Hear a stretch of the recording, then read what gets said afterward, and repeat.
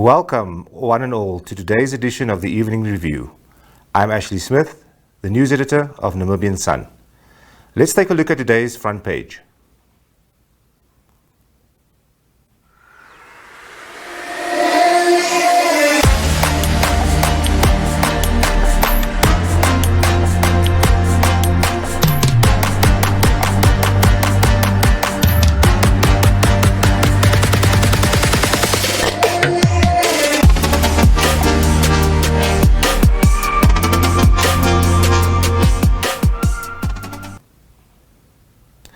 And staying with the front page, we have a clip that went viral over the weekend by Jemima Bucas, and she was at the Katutura State Hospital where she spoke to the President Hage Geingob.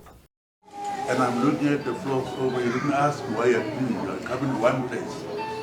How come you didn't ask when I came in? How does it do? My concern is that the state of the hospital is in a very poor state. One place is that. How about other places? But this wall is almost falling apart, Your Excellency. It's one place. How about the whole wall? And they're going to fix it. Budgeted for. It's our own hospital.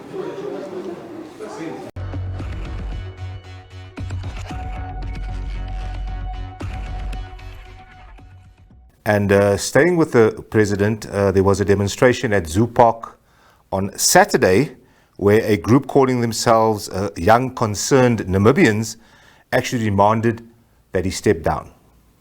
This clip is again from Jemima Bucas.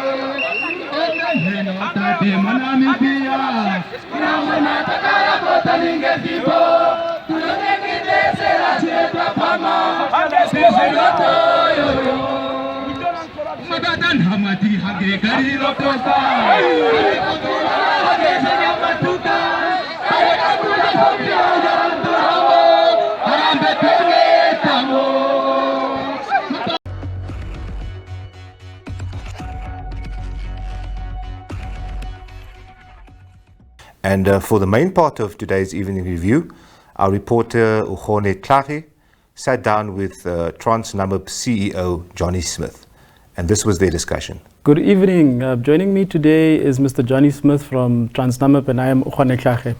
Mr. Smith is here to walk us through the successes of TransNamib that have been able to generate a revenue of 517 million with the conclusion of their recent AGM. Mr. Smith, please walk us through what has been the recipe for success. What has brought TransNamib to what you are now? I mean, we've always known TransNamib not to be the most profitable, not to be the most commercially viable enterprise. What has happened since you've come on board? Yes, since I've come on board about 2 years ago, we started to relook at the company. One of the first things that we have done was to get the 5-year business plan implemented. Mm-hmm. And of course, where we find ourselves as a company, we are 30 years behind. So we said, let's remain focused on pushing TransNamib towards profitability. Now, the little bit that we have done for the last 2 years means there's still a lot to be done. At least what we are keep on focusing each and every day is to achieve our target in terms of the 5-year business plan to turn the company eventually into profitability. Okay. Your business plan speaks to about $2.5 billion that you would require from Treasury. How successful have you been, and how receptive has government been with you getting that money? Yeah, maybe just to provide clarity to that, in actual fact, that's the requirement of the business plan, but government was very clear with us. For the business plan, we're not going to get any money from Treasury.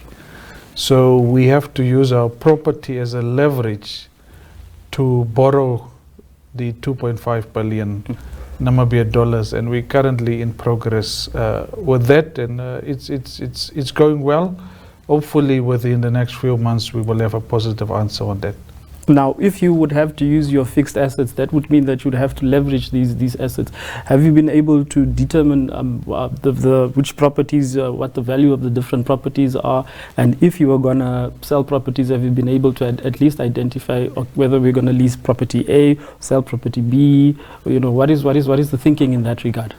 Yeah, so the first stage of this was really to do a revaluation exercise of our property in totality. So that process was completed in 2018. And thereafter, we said we need to then leverage some of the property eventually to the loan that we will get. So we still don't have a plan as to selling any property. For us now, the first phase is really to say, let us just use it as a guarantee. Okay. And then we will then look beyond that in terms of possibly selling. But even if we do that, there would also then be a process of going back to Treasury and getting that approval. Okay. Your business is focused on rolling stock, and it's a well-known fact that we don't manufacture any locomotives here. If you want to buy a locomotive, it would have to go through the public procurement system. How responsive is that to the needs of the business? Is it fast enough going to the public procurement board with a bidding document to say, okay, guys, we need 5 locomotives to the value of X amount. We need them at least by certain date? I mean, because I remember there was I read an article last year where it said that you needed 7 locomotives. Have you been able to acquire those locomotives? And central procurement, has there been that response to the nature of your business? Yeah, I must say it was probably one of the biggest frustrations for the past year, because we have put out or prepared the tender that has to go through the Central Procurement Board. At least now it seems that there is some movement on it. But yeah, it makes it very difficult, because in terms of what the cost is of one locomotive is even, just for one, is beyond the approval levels of me as the accounting officer of TransNamib. Okay.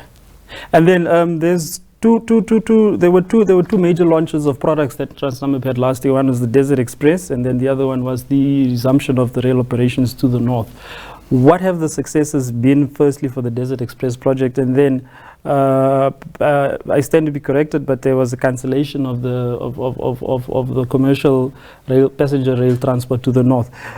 Do you foresee in the near future any resumption of the trains moving passengers to the north again? Yes. Okay. So maybe to start off with the Desert Express. So what we did is, when I came there in February 2018, the Desert Express was in the yard for close to 2 years, just standing there. So what we did is we took some of the funds and we said, let's bring it back into service. So it's back into service since the second last quarter of last year, and we have actually run a few trips between Windhoek and Swakopmund, as well as between Windhoek and the south. So now, since the train has been out of operation for quite some time, there's a lot of marketing that we need to do to the market internally, but also, of course, outside Namibia. But we had quite a few trips, which was quite well received within the market. And we have also drawn up a schedule for this year.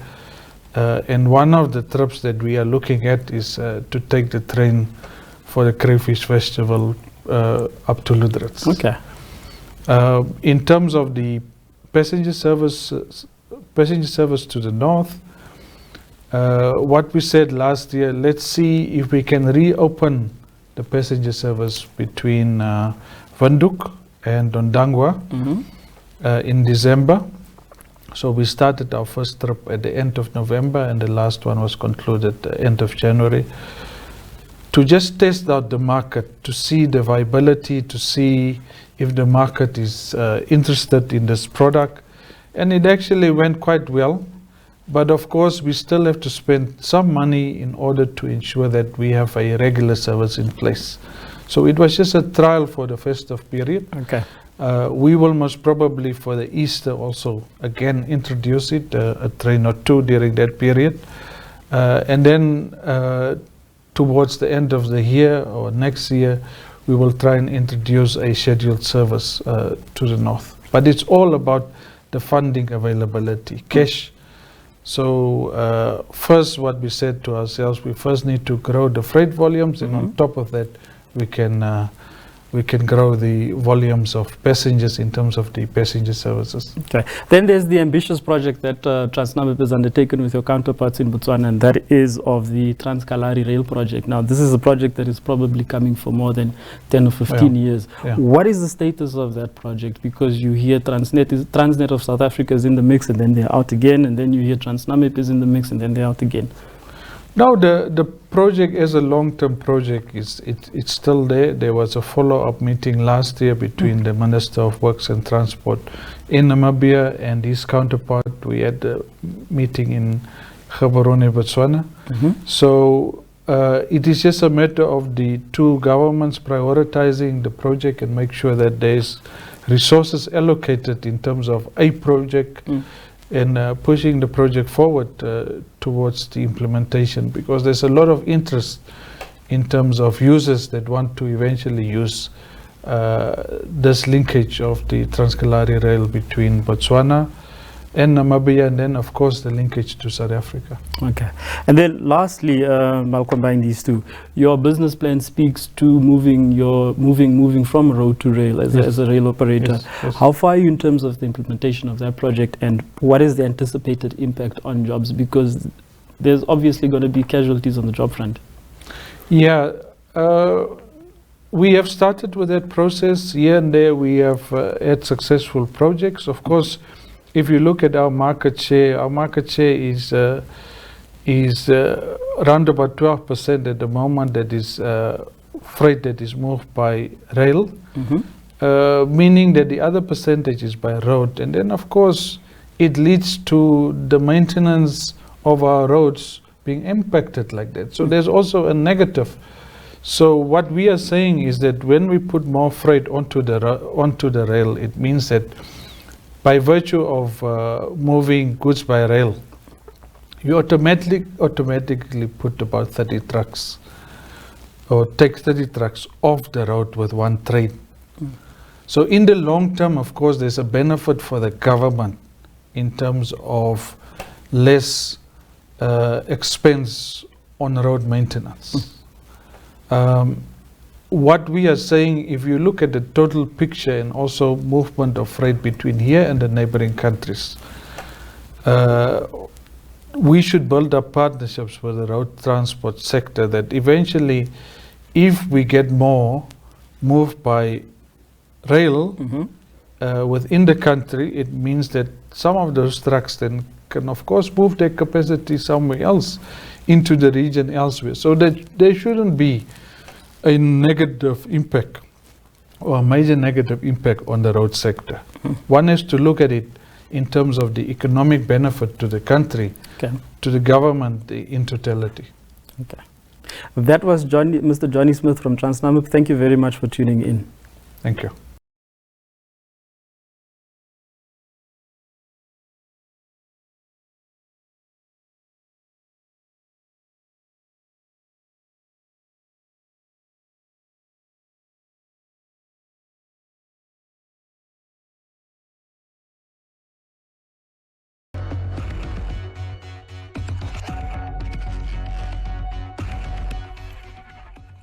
And on a much lighter note to end the program, our reporter Eleni Nanjato took this footage in Ondangwa, where cattle egrets are nesting.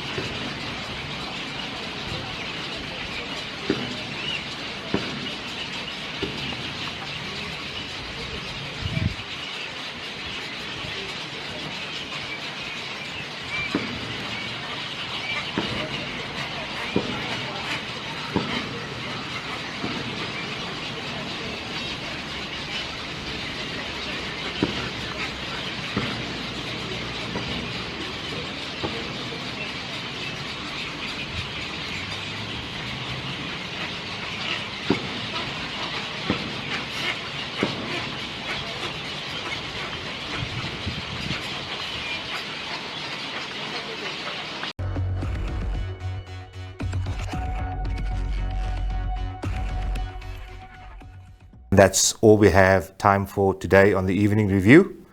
Join us again tomorrow. My name is Ashley Smith, the news editor of Namibian Sun.